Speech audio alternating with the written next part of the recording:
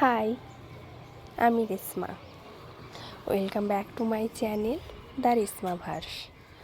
তো চলে এলাম আবার একটা নতুন ভিডিও নিয়ে। তো দেখো, আজ বানাচ্ছি বিরিয়ানি। ছিল মাটন বিরিয়ানি। তো প্রথম থেকে ভিডিওগুলো বানানো হয়নি, এটা কিছু ক্লিপ দেখাচ্ছি আমি। তো পরে কোনো দিনও ফুল ভিডিও দেব। তো এইদিকে দেখো, আমার আলু ফ্রাই করা হয়ে গেছে, পেঁয়াজটাও ফ্রাই করা হয়ে গেছে, আমার ভাতও রেডি। তো এরপরে বিরিয়ানির মশলাটাও রেডি করে নেব।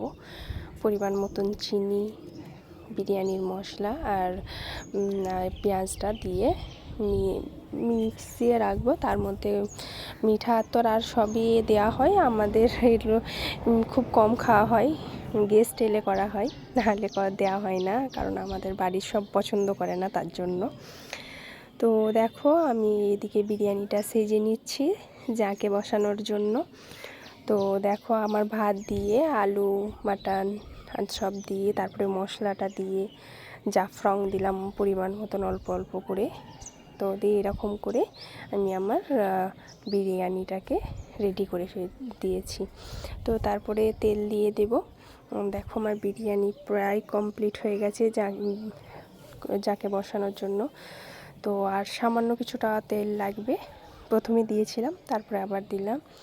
তো দেখো, আমরা সবাই মিলে খেতে বসে পড়েছি।